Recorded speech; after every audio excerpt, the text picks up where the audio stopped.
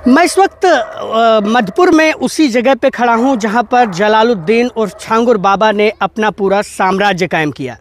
RERA माफी थाना गैड़ास बुजुर्ग का रहने वाला एक अंगूठी बेचने वाला शख्स कैसे अचानक से इतने बड़े अकूत संपत्ति का मालिक बन जाता है और कैसे वो अपनी तमाम चीज़ों को फैलाते हुए धर्मांतरण के काम में संलिप्त हो जाता है, ये जो है इसी की तहकीकात चल रही है। एटीएस की लखनऊ यूनिट और जो है बलरामपुर पुलिस के साथ ही अन्य जो एसटीएफ की यूनिट है वो लगातार उतरौला के इन्हीं जगहों पर आकर जो है छापेमारी कर रही है, साक्ष्य इकट्ठा कर रही है, लोगों से बातचीत कर रही थी है कि यहाँ पर चल क्या रहा था।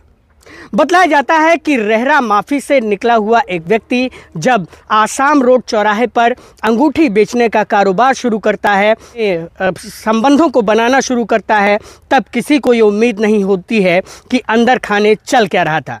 बताया जाता है इस मामले में उछाल तब आता है जब नीतू और नवीन रोहरा नाम के दो व्यक्ति जो मुंबई और दुबई के रहने वाले थे वो यहाँ पर आते हैं और यहाँ पर रहना शुरू कर देते हैं। बतलाया जाता है कि उन्हीं के बाद से जो है संपत्ति में बाबा के उछाल आता है और तमाम चीज़ें बड़े पैमाने पर खड़ी होनी शुरू हो जाती हैं। आजमगढ़ में, लखनऊ में एक मुकदमा पंजीकृत किया जाता है जिसमें जो है बाबा को बताया जाता है कि ये जो छांगुर बाबा है वो धर्मांतरण का कारोबार करता है।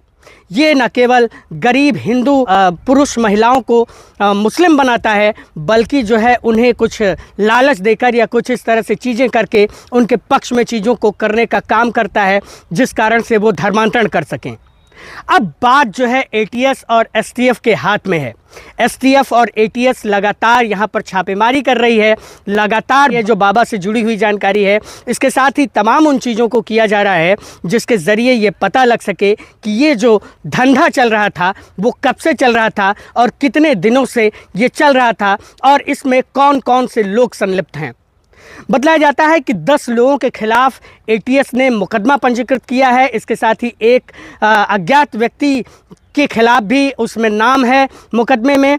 इसके साथ ही हरियाणा के हिंदू संगठन और दिल्ली से जुड़े हिंदू संगठन ने बाबा के खिलाफ गृह मंत्रालय और अन्य जगहों पर शिकायतें की थीं, जिसको भी लेकर अब जो है पुलिस संज्ञान में है और एटीएस यूनिट यहाँ पर तमाम तरह की छापेमारी कर रही है।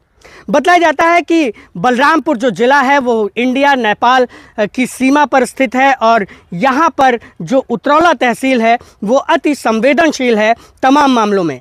इस कारण से यहाँ पर जो तमाम चीज़ें हो रही थी उनकी निगरानी रखने की जिन अधिकारियों पर जिम्मेदारी थी उनकी भी जवाबदेही तय हो सकती है।